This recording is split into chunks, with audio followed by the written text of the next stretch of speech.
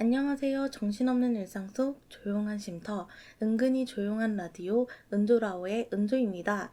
2025년이 된 지 얼마 되지 않은 것 같은데 벌써 3월이 되었다는 게 너무나도 믿기지 않는 요즘입니다. 저는 2025년이 되고 나서 어릴 적에 못 해보았던 것들, 아무리 작고 사소한 것이라도 해보자는 마음으로 요즘 하루하루를 보내고 있습니다.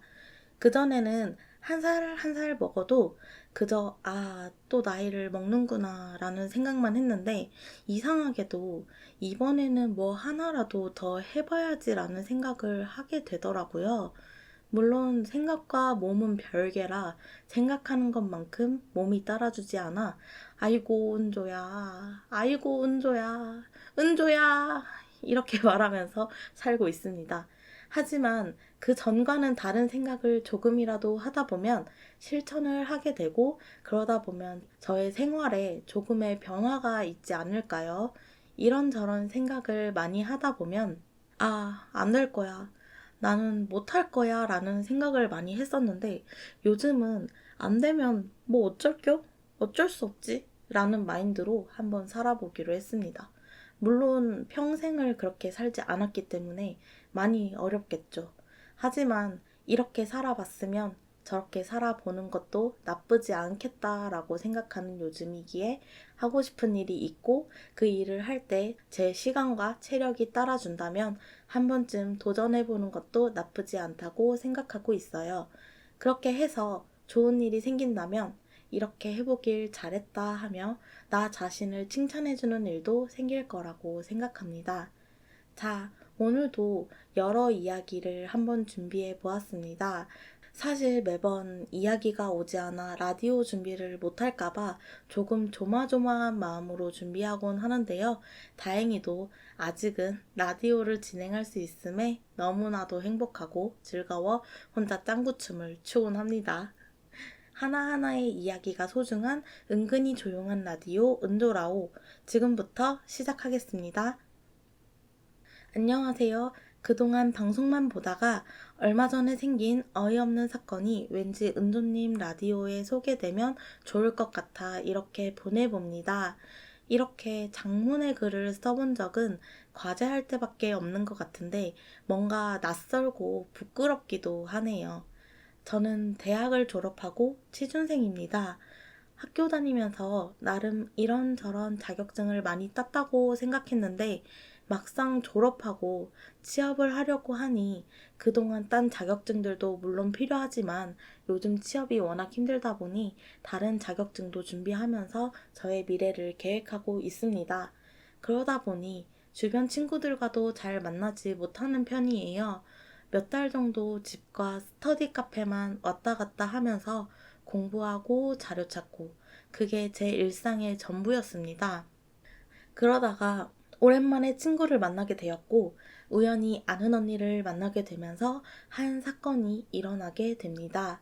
처음에 말했듯이 저는 거의 집과 스터디 카페만 왔다 갔다 하며 정신없는 일상을 보내느라 친구들과의 연락도 뜨문뜨문 하고 있는 나날들을 보내고 있었습니다.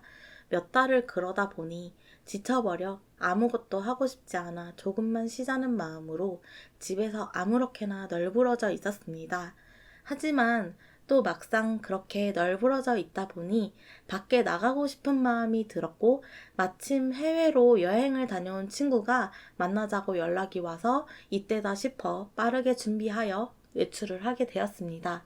친구와 오랜만에 만나 이런저런 이야기도 하고 대리만족을 위해 여행 썰도 들을 겸 저희는 카페에서 만나게 되었고 시간 가는 줄 모르고 빵과 케이크 그리고 커피를 흡입하며 떠들고 있던 중 우연히 어릴 때부터 알고 지내던 언니를 만나게 되었습니다. 친구가 낯을 많이 가리기도 했고 저도 이런저런 이유로 좀 피하던 언니라 같이 합석하자고 할까봐 조마조마했는데 다행히 그 언니도 일행이 있어 아주 다행이었죠. 그 언니는 저희와 좀 떨어진 자리에서 본인의 일행과 수다를 떨었고 저는 친구와 이야기를 열심히 하다가 친구가 화장실을 다녀왔습니다. 다녀와서 핸드크림을 바르는데 향이 너무 좋아서 이거 뭐야? 하며 물어보니 친구가 해외 갔다가 향에 홀려 사왔다며 향 좋다고 저에게도 추천하더라고요. 핸드크림을 엄청 큰 것도 샀다며 안 무겁냐고 막 놀렸는데 향에 홀려서 사고 보니 대용량이었다고, 이래서 쇼핑할 땐 정신 바짝 차려야 한다며 진지하게 말하더라고요. 근데 가격이 제 기준으로는 꽤 비싸서 저는 로또 당첨되면 한번 사보겠다며 우스갯소리를 하며 둘이 깔깔대며 웃었어요. 그러다 친구는 케이크를 더 주문하겠다며 일어났고 저는 그럼 화장실을 다녀오겠다며 함께 일어났는데, 친구가 핸드크림 한번 발라보라며 제 손에 쥐어주고 카운터로 갔습니다.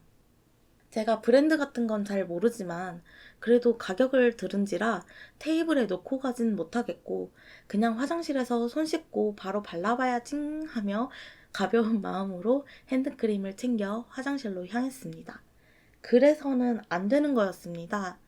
볼일을 보고 손을 씻고 핸드크림을 바르고 있는데 갑자기 아까 아는 척을 했던 언니가 다가와서 너무 오랜만이라며 아까는 본인도 일행이 있고 저도 일행이 있어서 말을 길게 못했다며 막 팔짱을 끼고 친한 척을 하는 겁니다. 저는 아까도 말했지만 이런저런 이유로 이 언니를 피하고 있었기 때문에 이 언니의 이러한 친근함의 애정 표현들이 마냥 달갑지는 않아 팔을 빼며 응, 반갑다 하고 말았는데 그 언니가 전화가 왔다며 먼저 호다닥 나가더라고요.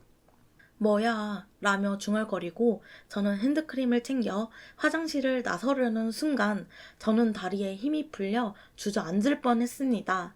왜냐하면 로또나 당첨되면 한번 구매해보겠다고 우스갯소리로 말한 핸드크림이 사라졌기 때문이었습니다. 아, 스발년. 취준생활을 하며 안 그래도 욕할 일이 많은데 나는 우아하고 고급진 사람이 되겠다며 끊었던 욕이 절로 나왔습니다. 왜냐하면 이건 제가 어딘가 떨어뜨리거나 갑자기 증발한 것이 아닌 그 언니년이 가져간 것이 틀림없기 때문입니다. 제가 오랜 세월 알고 지냈던 그 언니를 피해 다니던 것도 이런 이유였습니다. 어릴 때부터 함께 알고 지낸 여러 명이 있었는데 그 언니도 그 여러 명 중 한 명이었고 네 거도 내 거, 내 거도 내 거라고 생각하는 미친 대가리 때문에 그 여러 명의 모두와 이미 한 판씩 하고 다신 안 보는 사이였습니다. 저는 워낙 돈을 아끼기도 하고 뭘 많이 챙겨 다니지 않아 피해를 입진 않았지만 아무래도 모든 일들을 옆에서 지켜보고 이년저년하며 싸우는 것도 제일 가까운 곳에서 지켜봐왔기 때문에 피해 다니고 있던 중이었는데 그때 피해보지 않았던 것을 친구의 물건으로 경험하게 되어 화가 주체가 안 되었습니다. 당장 머리채라도 잡아채려 나갔다가 친구를 보니 눈물이 왈칵 났습니다. 너무 미안했습니다. 그냥 가방에 넣어놓고 갈걸. 왜 들고 가서는. 그래도 제가 우는 건 친구에게도 못할 짓이라 생각하며 눈물을 참고 있는데 친구는 눈치를 채고는 무슨 일이냐고 묻더라고요. 친구에게 핸드크림을 잃어버렸다. 그 언니가 가져간 것 같다고 말을 하고 그 언니를 의심하는 이유를 설명하며 너무 미안하다고 바로 인터넷으로 찾아서 같은 제품으로 주문해주겠다고 말하는데 너무 화가 나고 친구에겐 너무 미안하여 손이 바들바들 떨렸습니다. 이야기를 다 듣던 친구는 그 언니가 가져간 건데 왜 너가 사주냐며 본인도 어이없고 화가 날 텐데 저를 진정시키고 그 언니를 찾았는데 그 언니는 일행만 자리에 둔 채 사라져 있던 상태였습니다. 그 일행에게 물어보니 잠깐 통화하고 온다고 했다고 하여 친구와 저는 카운터로 갔습니다. 마침 그 카페는 화장실 입구에 CCTV가 있었고 직원분께 사정을 설명하며 혹시 CCTV 확인을 해줄 수 있냐고 물어보니 먼저 확인해 보시겠다고 하여 카운터에 서서 기다리고 있었습니다. 직원분이 확인하시더니 저희를 사무실 같은 카페 안쪽 공간으로 부르셨고 화면 확인해 보라며 CCTV 화면을 보여주셨는데 그 화면에는 그 언니가 화장실에서 나오며 웃으면서 주머니에 친구의 핸드크림을 넣는 장면이 너무나도 정확하게 찍혀 있었습니다. 저는 눈이 뒤집혀 이년, 저년, 개년 온갖 욕이 입에서 필터링 없이 나오고 친구도 미친 거 아니냐며 열이 받아 있던 와중 실시간 CCTV 화면으로 그 언니가 보이더군요. 내 인연 잘 걸렸다 하고 혹시나 그 사이에 도망갈까 싶어서 후다다다다닥 달려갔더니 그 언니가 저에게 집에 간 거 아니었냐며 당황하더라고요. 아마 밖에 나갔다가 저희가 자리에 없어서 집에 갔다고 생각한 것 같더라고요. 그 카페는 손님이 많았고 저희가 새로 주문한 건 CCTV 확인하느라 아직 픽업을 못한 상태였으며 그 전에 먹었던 건 치웠었거든요. 혹여나 도망갈까 그 언니 옆에 딱 붙어서 내놔라고 하니 뭘? 이라며 아주 철판을 깔고 모른 척을 하길래 CCTV 다 확인했다고 화장실 앞에 CCTV에서 아주 대놓고 주머니에 핸드크림 넣는 거 다 찍혔다고 10초 안에 안 꺼내면 경찰 부를 거라고 하니 경찰은 또 무서웠는지 생각보다 쉽게 포기하고 꺼내 놓았습니다. 열은 받는데 더 이상 상종하고 싶지도 않고 정말 인간의 길 포기한 채 욕만 줄줄줄 이야기할까봐 인생 진짜 그렇게 살지 말라고만 말하고 씩씩대며 자리로 돌아왔고 친구에게 다시 한번 사과를 했습니다. 친구는 찾았으니 되었다고 말했고 그 와중에 저희가 새로 시킨 커피와 디저트가 나온 것을 알게 되어 찾으러 가려 했는데 CCTV를 확인해준 직원분이 직접 가져다 주시며 찾아서 다행이라고 하셨습니다. 저희도 CCTV 확인해 주셔서 너무 감사하다고 덕분에 찾았다며 너무 감사하다며 거의 무릎을 꿇으려 했는데 그 직원분이 하신 말에 저희는 진짜 치를 떨었습니다. 그 직원분도 그 언니와 알고 지내던 사이였고 매번 만나기만 하면 물건이 하나씩 없어지는 피해를 입은 사람이었지만 소심한 성격과 존재하지 않는 증거로 인해 매번 물건 찾는 걸 포기하고 지금은 그 언니와 연락도 잘 하지 않는다고 하더라고요. 하지만 이 카페에서 근무하기 시작하고 본인이 그 카페에 근무하는 것을 알게 된 이후로 너무 자주 찾아와서 친한 척 해대서 꼴 보기 싫었는데 갑자기 오늘 저희가 물건을 잃어버렸다고 하자마자 그 언니부터 의심하고 본인처럼 물건을 못 찾을까 싶어서 바로 CCTV를 확인해 주신 거라고 말했습니다. 진짜 다시는 상종하고 싶지 않은 인간이에요. 아니, 사람이 맞는지 의심됩니다. 그 언니와는 완전 순절했고, 주변의 다른 지인들에게도 말해주니, 아직도 그 버릇 못 고쳤냐며, 답도 없다고, 앞으로 만나지도 말고, 우연히 만나도 사람 취급해주지 말라고 하더라고요. 그렇게 저의 이야기는 끝이 났습니다. 쓰다 보니 생각보다 너무 길어졌네요. 과제도 이렇게 열심히는 안 했던 것 같은데, 이걸 읽어주실 은조님 화이팅 하세요. 앞으로 방송도 자주 해주세요. 감사합니다. 네, 첫 번째 이야기 잘 읽어보고 왔습니다. 도벽 있는 아는 언니 이야기. 라디오를 준비하면서도, 그리고 방금 이 이야기를 읽으면서도 참 중간중간 여기 있는 부분을 어떻게 읽어야 할까, 어떻게 읽어야 표현이 잘 될까라는 고민을 했는데 그냥 적어주신 대로 읽는 게 제일 나을 것 같아서 그냥 읽었습니다. 이거는 어떻게 다른 말로 표현이 안 돼서 적지 않았을까라는 마음으로 그냥 읽었습니다. 네, 저희 은조라오는 보내주신 사연을 최대한 잘 표현해보고자 그대로 읽기 때문에 욕도 올라갑니다. 네, 그런 점 조금 양해 부탁드리고요. 욕은 안 좋다는 걸 너무나도 잘 알지만 살아가면서 나도 모르게 욕이 나오는 일은 많잖아요. 그때는 조금의 표현도 저는 나쁘지 않다고 생각합니다. 왜냐면 참으면 병나요. 네. 그렇다고 너무 일상화되어 있으면 그건 나름 좀 그럴 수는 있지만 뭐 사람의 표현 방식이니 너무 지나치지만 않다면 어느 정도는 표현하고 살아야 하지 않겠냐는 게 저만의 생각입니다. 저는 이 이야기를 읽으며 들었던 생각이 사람 많은 곳, 그리고 CCTV가 있는 곳에서 참 대단하다. 정말 저건 생각이란 걸 안 하고 사는 것이 아닌가. 철저히 본인의 욕구대로만 움직이고 다른 그 이외의 것은 생각을 못하는 사람이구나라는 생각을 했어요. 저는 상담 심리학을 전공했던 사람으로서, 물론 공부는 잘 안 했던 사람이지만, 그래도 학교를 다니면서 이리저리 들었던 것들이 많았는데, 그분은 아무래도 병원을 가셔서 치료를 받아봐야 하지 않을까라는 생각이 드네요. 물론 일면식도 없는 사람을 함부로 판단하면 안 되지만, 이렇게 자신의 욕구를 자제할 줄 모르고 생각을 조금만 해봐도 금방 들킬 거라는 걸 알 수 있는데, 그 생각조차 못한다는 것은 저는 다시 한번 치료를 받아보시는 것을 추천드립니다. 자, 그럼 다음 이야기를 읽어볼까 합니다. 한번 읽어보도록 하겠습니다. 네. 얼마 전에 있었던 일입니다. 저는 주택가에서 살고 있는데 옆집에서는 개를 키우고 있었어요. 그 집 사람들과는 적당히 인사만 하고 지내는 사이였습니다. 요즘 이웃들 간에 대화도 인사도 없다고는 하지만 저희는 아무래도 이 동네에서 오래 살다 보니 다들 얼굴을 맞대고 산지 오래되어 서로 간 인사와 간단한 대화 정도는 하는 사이였죠. 그 집에서 몇 달 전쯤 개를 한 마리 데리고 와서 키우기 시작했는데, 그때부터 좋지도 나쁘지도 않았던 그 집에 대한 이미지가 저에게는 매우 나쁜 사람들로 인식이 되었습니다. 그 집은 개를 마당에서 키웠는데 매번 밥을 굶기는 건지 밥그릇은 항상 비어 있고 개는 항상 기운도 없이 널브러져 있었습니다.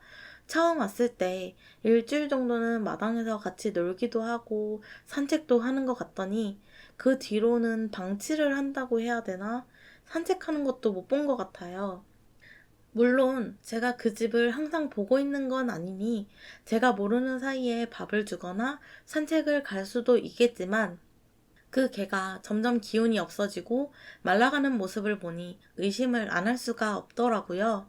요즘 사람들이 개를 키울 때 자식처럼 키운다고 들었는데, 그 정도는 아니더라도 하나의 생명을 키우는데 어쩜 저럴 수 있지 싶었습니다. 개가 나날이 말라가는 게 너무나도 눈에 보여 동물에 관심 없는 저도 마음이 안 좋아 한번 그 집 사람에게 물어본 적이 있습니다. 혹시 개가 밥을 안 먹는 거냐고, 어디 아프냐고, 개가 너무 마른 것 같다고요. 그러니 그 집 사람은 남의 집 일에 참견하지 말라고 소리를 지르고 핵 집에 들어갔습니다. 너무 기분이 나빠하는 티를 많이 내길래 내가 괜한 참견을 했나 싶기도 하고, 우리 집 개도 아닌데다가 내가 할 수 있는 건 없다고 생각하며 신경 쓰지 않기로 했습니다. 그러다 어느 날 저희 부모님을 통해 그 집이 이사 간다는 소리를 들었고, 제가 외출하는 날 그 집은 이사를 했습니다. 그날 외출을 끝내고 집으로 돌아오는 길에 분명 빈집을 그 옆집에서 낑낑거리는 소리가 났습니다. 평소 우유부단하고 주변에 관심 없는 제가 몇 초 만에 설마 설마 설마 라며 설마라는 말만 되풀이하며 그 집 대문을 열었습니다. 저도 제가 그렇게 허둥지둥 서두르는 게 얼마만인지 모르겠지만 아마도 그 소리를 듣는 순간 저는 무언가를 예상하지 않았나 싶어요. 대문을 열어보니 그 안에는 제 예상과 같이 그 집에서 원래 키우던 개가 있었고, 그 개는 일어서지도 못하고 누워서 작게 낑낑대는 소리만 겨우 내고 있었습니다. 저는 그때가 늦은 시간이기도 했고 개를 키워본 적이 없다 보니 주변에 동물병원이 있는지 없는지, 있다고 해도 몇 시까지인지, 어디에 있는지도 모르기에 일단은 집으로 데리고 갔고, 부모님께 그 개를 보여주자마자 부모님도 그 개가 옆집 개라는 것을 바로 알아보셨습니다. 제가 집에 들어오면서 소리를 듣고 데리고 왔다고 설명을 드린 후 그 집 완전 비어있는 것 같던데 혹시 연락처 아시냐 물어봤지만, 가까운 사이는 아니고 인사만 하는 사이였기에 역시나 저희 부모님도 알고 계시는 연락처는 없었습니다. 일단 집에 당연하게도 개가 먹을 만한 건 없다 보니 물을 먼저 주었는데 물을 허겁지겁 먹더라고요. 급하게 집 앞 편의점에 가서 개가 먹을 만한 것들을 사와 먹였고 동물병원을 검색하기 시작했습니다. 집 근처에 동물병원이 하나 있는 것을 확인했고 그날은 이미 늦은 시간이었기에 그 다음날 아침 일찍 동물병원 여는 시간에 맞춰 병원으로 데리고 갔고 역시나 개는 밥을 제대로 먹지 못한 것 같다고 했습니다. 병원에서 왜 이렇게 개를 굶겼냐고 물어보길래 옆집 이야기를 해주었고 그 이야기를 듣더니 앞으로의 그 개의 거처를 어떻게 할 것인지 저에게 물어봤습니다. 일단은 개가 좀 힘이 날 때까지는 제가 돌보겠다고 그 이후 일은 이후에 생각하겠다고 했습니다. 집에 와서 밥도 먹이고 약도 먹이고 제가 케어를 하다 보니 걔가 어느 순간부터 제 옆에 찰싹 붙어있기 시작했고 그 모습을 보는데 언젠가 어디로든 보내야 된다는 생각을 하니 마음이 좋지 않더군요. 저도 저지만 저희 부모님도 그 개를 보면서 많이 안쓰러워 하셨고요. 그렇게 저희 집에 며칠 있던 개는 다행히도 금방 기운을 차렸고 이제는 저희 가족 중 누군가가 외출을 하고 돌아오면 반겨주기도 하더라고요. 그러다 저희 가족은 고민하기 시작했습니다. 이 개가 기운을 찾았으니 이제 어떻게 할지 정해야 하기 때문입니다. 아무래도 동물을 키운 적이 없는 집이었고 한 생명을 책임감 없이 키울 수 없기에 저희 가족은 깊은 고민을 할 수밖에 없었습니다. 서로 이런저런 이야기를 하다가 아버지가 먼저 나는 이제 저놈 없이는 못 살 것 같다 말씀을 하시고 어머니 또한 아무리 좋은 곳에 보낸다고 하더라도 눈에 밟히고 계속 생각날 것 같다고 하시면서 그 개는 저희 집의 막내가 되었습니다. 저도 그 개를 보호센터나 입양을 보냈다면 마음이 안 좋을 것 같았기에 가족들이 모두 먼저 같이 살고 싶다고 말해주어 정말 다행이라고 생각했습니다. 그렇게 그 개를 저희의 막내로 받아들이고 개들은 음식으로 이름을 지어주면 잘 산다는 말을 어디서 주워 들은 적이 있어 앞으로 달달한 생활을 하라는 의미로 사탕이로 지었습니다. 친구들은 사탕이가 뭐냐며 웃었지만 저는 마음에 들었습니다. 제가 지었거든요. 부모님은 내심 다른 이름으로 하시길 바라는 것 같았지만 제가 데리고 온 것이기에 제 의견을 존중해 주셨습니다. 앞으로는 저희 막내 사탕이와 행복한 일상을 보내보려고 합니다. 이렇게 두 번째 사연을 읽어보았습니다. 한 생명을 집으로 데리고 와서는 책임도 지지 않고 방치하다가 이사할 때 유기하고 간다는 것은 정말 믿을 수 없는 이야기지만 우리의 생활 속에서 보기 힘든 일이 아니라는 게 너무 슬픈 일이 아닐 수가 없습니다. 네. 분명 처음 집으로 데리고 올 때는 너도 이제 우리 가족이다라는 생각으로 데리고 왔을 텐데 도대체 무슨 생각으로 그런 행동을 할 수 있는지가 매우 의문입니다. 물론 그런 사람들의 생각을 이해할 수도 없고 이해하고 싶지도 않지만요. 이런 이야기를 들을 때마다 머릿속에서 화가 바글바글 끓는 건 어쩔 수가 없는 것 같습니다. 그래도 사탕이는 좋은 가족이 생긴 것 같아서 다행이에요. 사탕이의 앞으로의 행복한 삶을 응원합니다. 네. 그리고 다음 세 번째 이야기를 읽어보도록 하겠습니다. 안녕하세요. 참다 참다 열이 받아 쌓은 썰을 한번 보내봅니다. 저는 친구 3명과 저까지 4명에서 항상 무리를 지어다니곤 했습니다. 그 중에 한 명이 먹을 거에 대한 집착이 엄청 심해서 난감한 상황일 때가 많았어요. 식당을 가거나 배달 음식을 먹을 때 4명이니 4, 5인 정도 주문을 하면 항상 그 친구 혼자 3인분 혹은 그 이상을 먹어대곤 했습니다. 그러고는 항상 칼같이 4분의 1로 계산하는 모습에 사실 좀 질린 지는 오래되었습니다. 저희 무리는 다들 여러 개 시켜서 나눠 먹는 걸 좋아하는 친구들이 모여 있어서 항상 내 메뉴, 너 메뉴 구분 없이 주문해서 먹었던 게 문제였나 싶어 한 번은 각각 메뉴를 시켰을 때는 내 밥은 내가 먹을 수 있겠구나 했는데 그건 착각이었어요. 한 입만 하며 본인 수저로 무슨 예능에 나오는 한 입만 마냥 떠가는 모습을 보고 정말 정이 떨어졌습니다. 저는 제가 화를 내거나 짜증을 내면 다른 친구들이 피해를 볼까 참고 있었고, 다른 친구 2명은 성격상 누군가에 대한 이야기를 뒤에서 하는 것을 싫어하는 친구들이라 그 식탐 많은 인간에 대해서 무언가 저희끼리 대화한 적도 없어서 답답해하고 있었고, 그러다 한 가지 사건이 생기게 됩니다. 저희 중 한 명이 다른 거는 음식에 대한 욕심이 별로 없는데 치킨을 너무 좋아해요. 그 중에서도 다리를 좋아합니다. 그래서 저희는 4명이 만나면 치킨을 2마리씩 시켜 먹곤 했어요.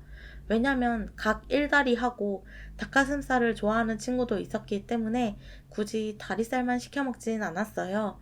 어느 날 4명이 모여 치킨 먹자 이야기가 나와 친구들과 모여 치킨 2마리를 시켰고, 그날따라 저는 닭다리가 별로 땡기지 않기도 하고 그 친구가 워낙 평소에 잘해주던 친구라 다리를 양보했습니다. 그 모습을 본 그 식탐 많은 친구가 안 먹을 거면 자기를 주지 왜 다른 친구를 주나며 궁시렁댔지만 저희는 그냥 못 들은 척을 했습니다. 그러다 다리를 2개 먹은 친구가 날개를 짚자 그 식탐 많은 친구가 본인이 먹던 치킨을 던지더니 소리를 질렀습니다.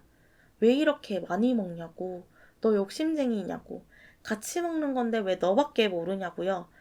그 순간 우리 3명은 너무 놀라 아무 말도 하지 못하고 순간 굳어버렸습니다.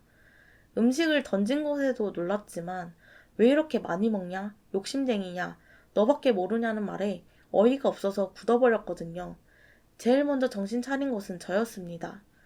저도 그동안 쌓였던 것들이 터지면서 못했던 말들을 쏟아냈습니다. 그동안 너가 다른 애들이 먹을 것도 다 뺏어 먹지 않았냐.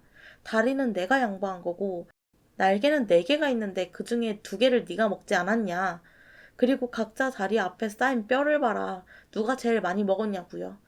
누가 누굴 보고 지밖에 모르냐고 하냐고. 제일 욕심 많고 제일 본인밖에 모르는 사람이 왜 그런 말을 하냐고요. 사람이 눌러왔던 것을 쏟아내니 적당히 한마디 정도만 하려던 것이 와다다 나오기 시작했습니다. 저 자신조차도 자제가 안 되더라고요.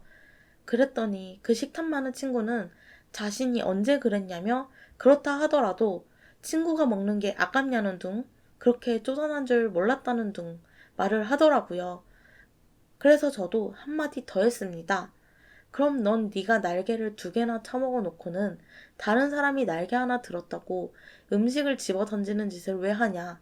너야말로 다른 사람이 먹는 게 아깝냐고. 너야말로 우릴 친구로 안 보는 거냐고 말했지만 말이 통하지 않았고 본인 혼자 집으로 가버렸습니다.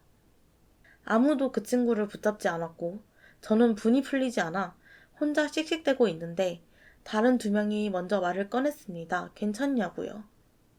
그리고 그 식탐 많은 친구에게 욕먹은 친구가 갑자기 미안하다고 사과를 하는 모습에 왜 너가 사과하냐며 난 진짜 제가 이해가 안 된다라고 말을 했더니 친구들도 사실 그동안 말을 안 했지 많이 쌓였던 것 같더라고요.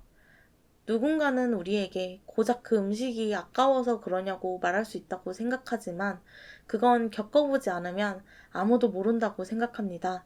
저희는 정말 참을 만큼 참았다고요. 그런 와중에 계속해서 그 식탐 많은 애는 본인한테 사과하라며 단톡방에서 혼자 엄청난 양의 채팅을 보내고 있었습니다. 우리 셋은 그런 모습에 그나마 남아있던 정이 떨어졌습니다. 그 이후에 저희는 단톡방을 나가고 그 친구와 손절하기로 마음먹었습니다. 그 친구는 본인이 잘못한 것을 모르니 저에게 겐톡으로 자꾸 사과하라고 해서 응 꺼져 한마디 남기고 차단했습니다. 다른 2명의 친구도 뒤에서 이야기하는 것을 싫어해서 그렇지 이럴 때는 또 칼 같은 친구들이라 차단했다고 들었습니다. 나중에 다른 친구들에게 들어보니 그 식탐 많은 애는 다른 친구들과 있는 자리에서 저희에 대해 뒷담을 하고 말을 꾸며내며 말하였고 그 와중에도 다른 사람의 음식을 탐내다가 욕을 먹었다고 합니다. 앞으로 그 식탐 많은 친구와 다시 친하게 지낼 생각은 없지만 부디 걔가 정신 차리고 다른 사람들에게는 그렇게 행동하지 않았으면 좋겠네요. 식탐 많은 친구. 주변에 식탐 많은 사람이 없다면 이해하긴 조금 힘든 이야기일 수도 있다고 생각합니다. 식탐 많을 수 있습니다. 저도 음식에 환장하는 사람입니다. 하지만 다른 사람의 음식을 탐내고 내 거인 것처럼 먹지는 않습니다. 그게 당연하니까요. 식탐이란 것은 내 음식에만 부려야 하지, 그렇게 남의 음식에 식탐을 부리는 것은 반드시 고쳐야 하는 나쁜 생활 습관이라고 생각합니다. 이야기를 보내주신 분과 그 친구분들이 많이 고생하신 것 같아요. 앞으로는 식사를 하실 때 조금 더 편한 마음으로 식사하실 수 있을 거라 생각하니 다행이라고도 생각이 드네요. 네. 이렇게 오늘도 마지막 이야기만을 남겨두고 있네요. 이번에는 보내주신 사연들이 길어서 아쉬운 마음은 없겠다 했는데 역시나 마지막 사연이라고 하니 빠르게 끝나가는 것 같아 아쉽습니다. 그럼 아쉬운 마음을 뒤로 하고 마지막 이야기를 읽어보도록 하겠습니다. 안녕하세요. 저희는 6년차 동갑내기 커플입니다. 둘 다 회사원이고 아직 결혼 생각이 전혀 없는 30대 초반 커플입니다. 저희는 아직 결혼 생각이 없어요. 아직 하고 싶은 일도 많고 결혼에 대한 확신이 없습니다. 제 남자친구의 문제가 아니고 저의 문제도 아니고 그냥 결혼을 왜 해야 하는지 아직 잘 모르겠어요. 그건 제 남자친구도 마찬가지입니다. 조심스럽게 결혼에 대한 제 생각을 꺼냈을 때 남친 또한 그렇게 생각한다며 둘 다 결혼은 생각하지 말고 지금을 즐겁게 지내자고 하여 잘 만나고 있고 또 서로 결혼 이야기로 싸우거나 다투거나 그러지 않습니다. 주위에선 나이도 있고 하다 보니 이 나이쯤 되면 다들 결혼 생각하고 만나고 한쪽이 결혼할 마음이 없으면 다른 쪽에서 보채고 그런다고 하던데 우리 커플은 신기하고 다행히도 이 분야에 대해서 마음이 잘 맞아서 싸우지도 않고 잘 지내고 있습니다. 네, 저희 커플은 잘 지내고 있었어요. 저희 커플은 잘 지내고 있었는데 전혀 생각하지도 못한 문제가 있었습니다. 저는 결혼이 하더라도 저희가 하는 거고 안 해도 저희가 안 하는 거라고 생각해서 다른 문제는 없을 거라고 생각했는데 남친 부모님이 문제였습니다. 저는 결혼하고 시댁의 시집살이에 며느리들이 죽어나간다는 이야기는 많이 들어봤는데 결혼도 전에 제가 죽어나갈 줄은 몰랐어요. 아무래도 저희가 6년을 만났고 결혼 생각은 없지만 결혼을 하게 되면 서로가 제일 잘 맞고 좋은 짝이라고 생각하다 보니 부모님들과의 교류도 있었습니다. 근데 1년 전부터 남친 부모님이 조금씩 결혼 이야기를 하시지 뭐예요. 그래서 저희는 결혼 생각이 아직 없다고 안 할 수도 있고 하더라도 좀 더 이후에 할 거라고 했는데 이상하게 그때부터 따로 저한테만 연락이 오시더라고요. 처음에는 은근히 결혼의 장점 같은 거 이야기 하시더니 이제는 여보세요 하고 전화 받는 순간 하는 말씀이 똑같으세요. 오늘은 생각이 좀 바뀌었니? 무슨 생각이냐고요? 결혼할 생각이 드냐는 말입니다. 이상하게 남친한테 물어보면 남친한테는 그런 말 일절하지 않으신다고 하더라고요. 연락받은 지 3달쯤 되고 나선 점점 부담스러워지기도 했고 연락도 2주에 한 번 해서 점점점 3일에 한 번, 심할 땐 하루에 한 번씩 하시기도 하니 이게 처음에는 가볍고 단순하게 여겼던 상황이 심각해지더라고요. 참다 보면 그만하시겠지 하던 게 정신없이 지나보니 3달 정도 지났더라고요. 그래서 3달쯤, 아니 3달도 되기 전에 남친한테 얘기했습니다. 너네 부모님 자꾸 이런 식으로 연락 온다고. 그랬더니 놀라더군요. 그러고는 왜 이제야 말했냐고 하더니 바로 부모님께 연락해서 그러지 말라고 말하길래 그래도 남친 하나는 잘 뒀구나 그때는 생각했어요. 이게 남친이 말을 해도 딱히 달라지는 게 없어요. 그때뿐이지. 그때 잠깐 일주일 정도만 연락이 없고 다시 시작되는 그 전화. 그러다 보니 남친도 건성건성 혹은 이제는 신경도 잘 안 쓰고 저만 죽어나가고 있었죠. 남친 부모님은 질리지도 힘드시지도 않으신가 봐요. 두 분이 돌아가시면서 전화하시는데 미칠 것 같아요. 제 직업이 안정적이고 제 성격, 외모 등등 저의 모든 것이 너무 마음에 들어 놓치기 싫다고 하시는데 저는 그런 전화를 받을 때마다 놓치시려고 일부러 이러시는 거 아니세요? 라는 말이 목구멍까지 올라왔다가 내려갑니다. 남친은 이제 신경 쓰지 말라고만 하고 별다른 조치도 아무것도 없고 저만 환장하겠습니다. 결혼이란 것은 가족 간의 결합이라고는 하지만 제일 중요한 것은 당사자들의 마음이라고 생각해요. 애초에 결혼 생각이 없는 상태에서 연애를 하고 남자 쪽에서도 결혼 생각이 없다는데 왜 그 부모님들이 간섭을 하시는지 저는 잘 모르겠네요. 네.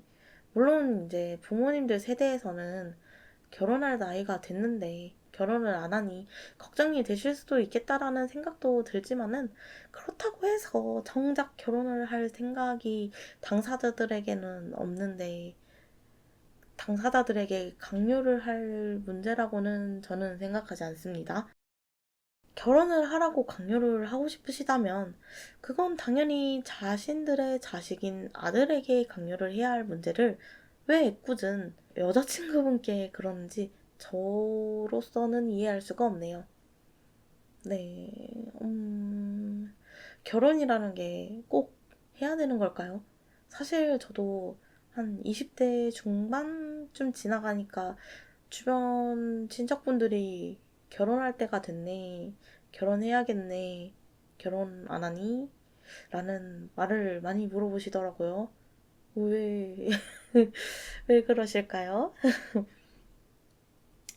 저는 워낙 어릴 때부터 결혼 생각이 없었던 사람인데 가끔 이런 이야기를 보면은 결혼하고 싶다가도 결혼할 생각이 없어지지 않나? 라는 생각이 들 때도 있어요. 요새는 약간 생각이 바뀌어서 옛날에는 진짜 결혼할 생각이 일절 없었거든요. 근데 요새는 생각이 좀 바뀌어서 결혼하고 싶은 사람이 생기면 하겠지 라는 그냥 생각만 하고 살아요. 근데 이제 주변에서 결혼하라고 하니까 근데 다행히 저희 부모님은 제가 워낙 어릴 때부터 결혼을 안 할 거라고 유치원 다닐 때부터 그런 말을 하고 다녔더니 결혼에 대한 기대가 일절 없으시거든요. 근데 이제 친척분들이 많이 그러셨죠. 근데 요새는 얼굴을 잘 못 봐서 그런 말을 잘 안 듣긴 하는데, 이 이야기를 들으니 갑자기 그때가 생각나네요. 네. 근데 이 이야기를 보니까 남자친구분도 처음에만 도와주시는 것 같더니 나중에는 나 몰라라 하시는 모습을 보이셨는데 그런 모습을 봤는데 누가 믿고 결혼을 할 수 있나 싶습니다. 네. 나만 온전히 믿어주고 지켜주고 해도 지금 결혼 생각 없는데 저런 모습을 보이는데 결혼을 누가 하고 싶을까요? 결혼을 신중하게 해야 된다는 생각이 있는 저로서는 결혼을 하고 싶다가도 하기 싫어질 것 같은 이야기였습니다. 이렇게 오늘 준비한 이야기는 모두 끝이 났습니다. 오늘도 정말 다양한 이런저런 이야기를 들어보았는데요. 오늘도 세상엔 정말 다양한 사람들이 있고 별일들이 많구나라는 생각을 해봅니다. 라디오가 벌써 4회를 맞이했다는 것이 저에게는 아주 행복하고 앞으로 쭉쭉 이어나가고 싶다는 생각도 하게 되네요. 라디오에 사연을 보내주실 분들은 은조라디오@gmail.com으로 보내주시면 되고요. 영상 하단 설명이나 고정 댓글로도 기재해 놓도록 할 테니 많은 관심과 사랑 부탁드립니다. 제발요. 많이 보내주세요. 자, 그럼 네, 모든 라디오 청취자분들의 생활이 행복하길 바라며 오늘의 은근히 조용한 라디오는 여기서 마무리해 보도록 하겠습니다. 오늘도 시간 내서 와주신 여러분께 감사 인사드리며 다음에도 여러 사람들의 많은 이야기들로 다시 찾아오도록 하겠습니다. 지금까지 은근히 조용한 라디오 은조라오의 은조였습니다. 감사합니다.